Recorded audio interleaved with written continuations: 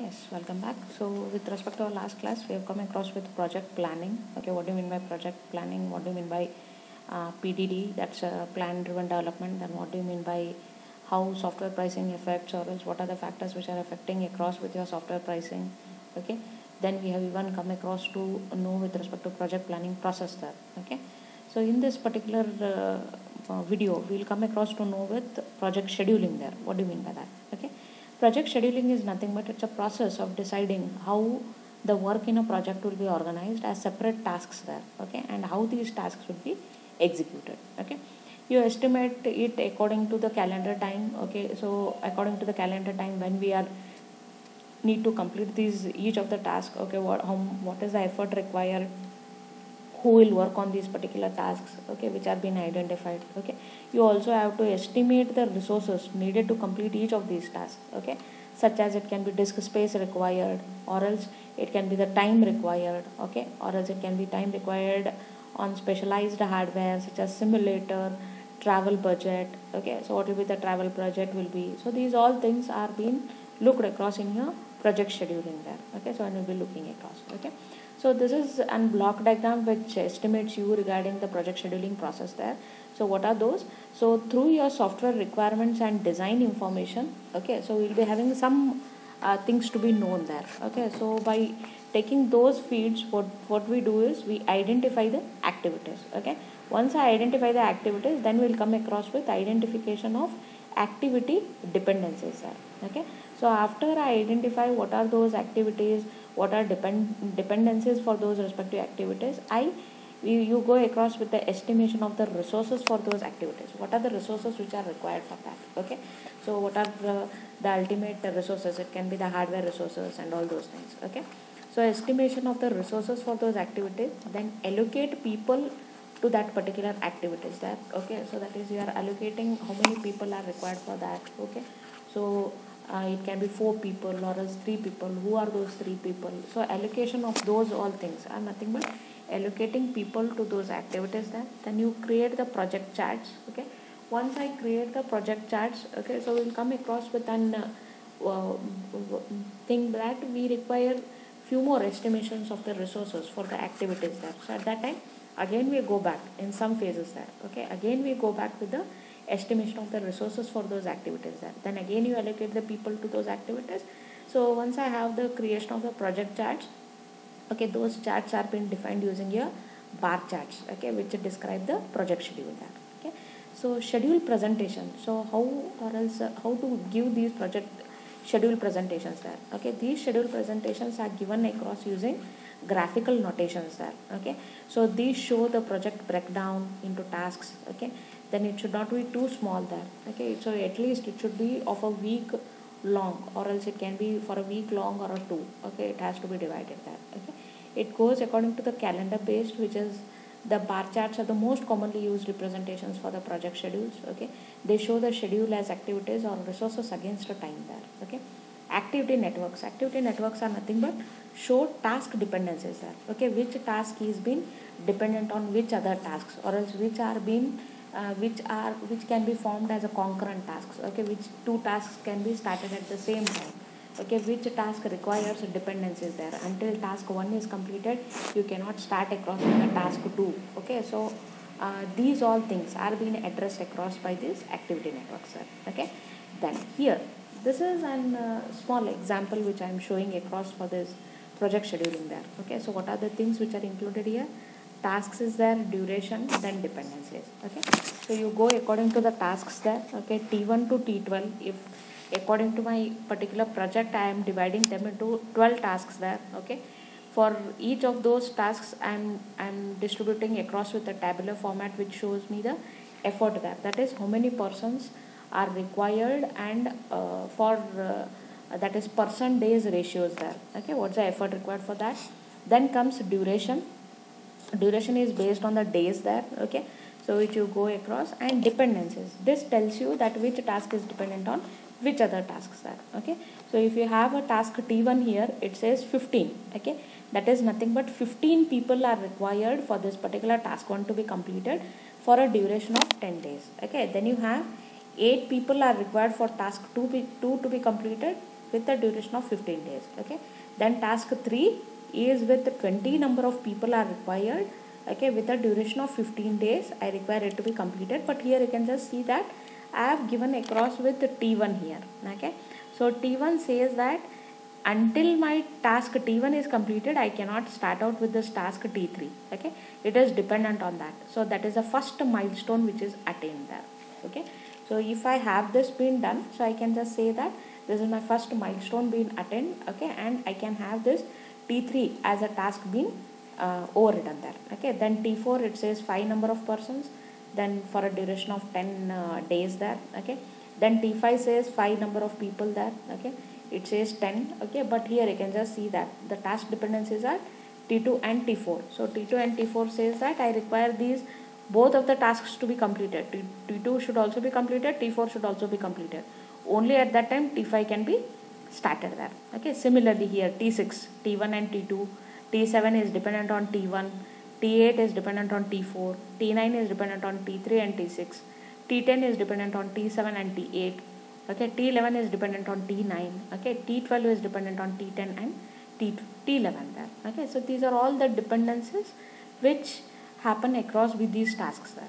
Okay, so you can with this particular information, okay, so we can design an bar chart here. Okay, so what's this bar chart? You can just go across. So for my first T1, okay, it says 10 number of days. So 10 number of days is roughly which I can calculate is 2 weeks there. Okay, you can just see that it has been start now. Okay, so these are weeks to me. Okay, for the first 2 weeks I am projecting across with the completion of my T1 there. Okay, so when will T2 start? Okay, so you can just see here. Okay, T2 will start also simultaneously because these two are not dependent on one another there. T2 also takes 15 days here, so a little bit more than your respective the prior task 1 there. Okay, so what you can do is you can prolong it up to 3 weeks now. Okay, this is T2. Okay, here you can just see that T3 is dependent on T1 now. Okay, until task T1 is completed you cannot start T3 there. Okay, so what you can do is after the completion of T1, that's the second week, okay, I am starting with my T3 here. Okay, T3 as a third respective task is been assigned here there. Okay, on the verge of completion of T1 it has been started. Okay, then here you can just see that T4 does not have any dependencies there. So what you can do is you can start T4 also at the 0th week only. Okay, and it has taken how many long duration of time there? T4 is of 10 days, so that is again for 2 weeks there. Okay, I can say it as a 2 weeks. Okay, then you can just see that, I'm very sorry for that. Okay, here you can just see that T5 is of 10 number of days there, but it wants T2 and T4 to be completed. Okay, so when is my T4 getting completed here? You can just see that T2 is completed at the 3rd week. Okay, whereas T4 is completing at the 2nd week, but I cannot start here. Why? Because T2 is getting completed at the 3rd week there. So at the end of the 3rd week I have to start with my T5. Okay, T5 says that T2 is also completed, T4 is also completed, I can start with this T5 there.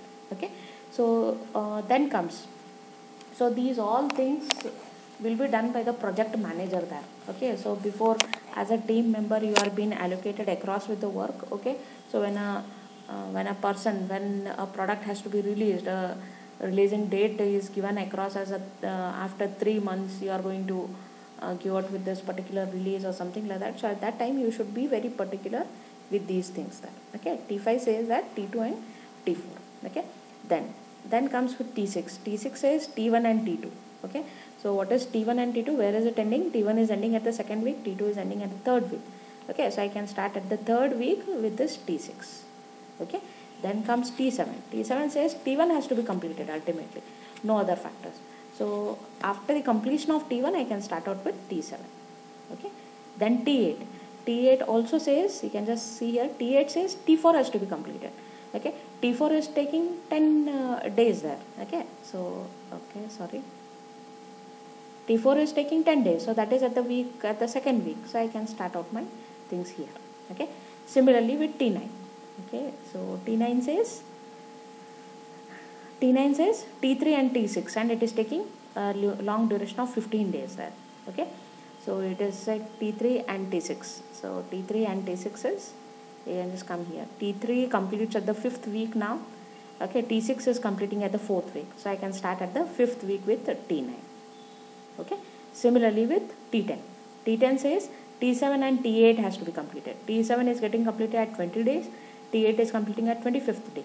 Okay, so it takes T7 and T8 is over here. 7th week I'll start with this T10. Okay, I'll start with that particular task. Till that time I cannot start it.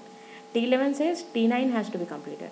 So T9 is completing in the 8th week. I'll start at the 8th week is my 11th task. Okay, what about 12th task now? 12th task says T10 and T11 has to be completed. So T10 is getting completed in the 10th week. 11 is also getting completed at 10th week. So I'll start with my 12th week, 12th particular task at the 10th week there. Okay, I'll start it here. It is taking a duration of T12 is taking of a 10 days there. So that's roughly of 2 weeks. Okay, so at 12th week it is a finish there. Okay, 12th week says that my particular project requires 12 weeks to complete this particular entire project. 12 weeks is equivalent to, if you calculate it across, so it says with 3 respective months. Okay, for a duration of 3 months my respective project has to be carried forward. Okay, this is how an activity bar chart has been calculated. Okay, so after this, after that activity bar chart, so what you can do is you can have an allocation of the staffs there. Okay, I have here with the staff with me and what are they specialized with. Okay, so I can allocate Jane on the task of T1, T3 and T9. Okay, so T1 I can allocate that particular person.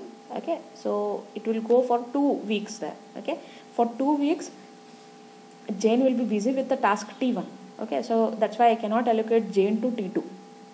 So I allocate Jane to T3. Why? Because Jane is a continuous person who is known with T1 task there. Okay, I'll allocate him with T3. Okay, so where is T3 dependent on? One more, that's with T7.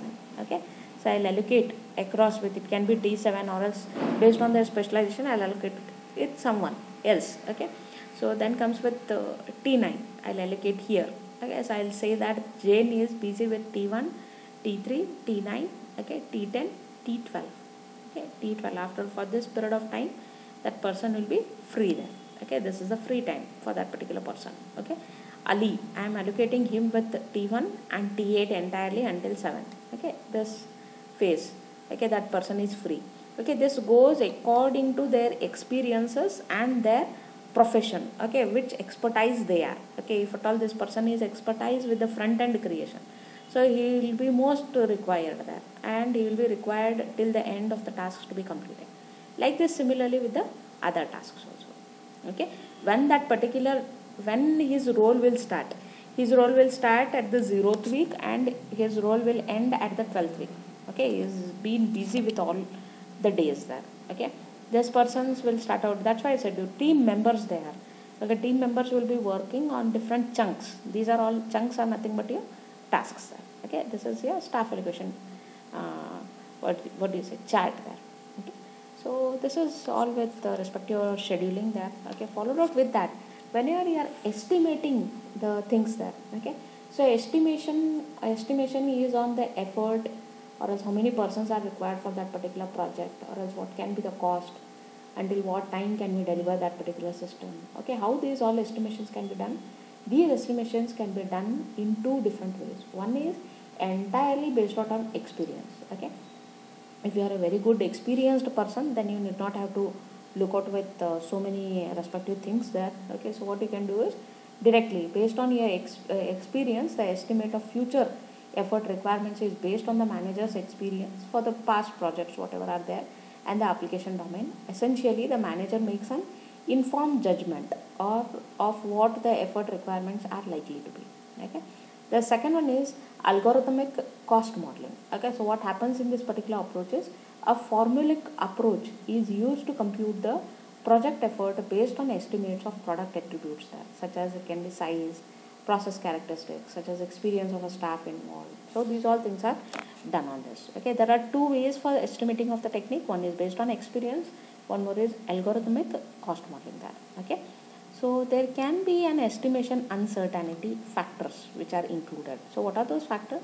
One is feasibility of that particular work, whatever you are doing, requirements of it, then design, okay, then it comes across with the code, then it is with the delivery. So your estimation uncertainty goes starting across from over at the top till to the delivery to the 0 point there. Okay, so this is how your estimation goes there. Okay, estimation uncertainty is over here. Okay, experience based approaches are nothing but experience based techniques, rely on judgments based on experience of your past projects, whatever you have handled. Based on that, you are making some judgments there. Okay, then you identify the deliverables to be produced in a project and the different software components. Okay, then ultimately you document these in the spreadsheet, estimate them individually, and compute the total effort which has been required for that. Okay, it usually helps to get a group of people involved in the effort estimation and to ask each member of that group to explain their respective estimate there. Okay, then one more is algorithmic cost modeling, as I said you. So here effort is calculated using this particular formula that is called out as effort is equals to A into size raised to B into M. So A happens to be an organization dependent constant. Okay, then B reflects the disproportionate effort for the large projects there. Then M is a multiplier reflecting product there, process and people attributes. Okay, the most commonly used product attribute for cost estimation is code size there. Okay, code size happens to be the most commonly used product attributes. Okay, most models are similar, but they use different values for A, B and M. Okay, different values are used for A, B and M there. Okay, so this is with your algorithmic cost modeling there. So there comes with estimation accuracies there. Okay, the size of the software system can be only known, okay, accurately when it is finished entirely. Okay, several factors influence the final size of the product there. Okay, what are those? By making, if I make use of reused systems or components, so ultimately my estimation gets reduced there. Else programming language which I am using, else distribution of my entire system. Okay, as the development process progresses, then the size estimates becomes more accurate there. The estimates of the factors contributing to B and M are subjective and vary according to the judgment of the estimator. That is, B reflects the disproportionate effort for the large projects whatever you are taking, and M is a multiplier reflecting product there. Okay, for based on the process and the people who are involved in that particular project development there. Okay, so this is the estimation accuracy there. Okay, so this is with your project planning. Okay, so in our next particular video we will come across with quality management there. Thank you.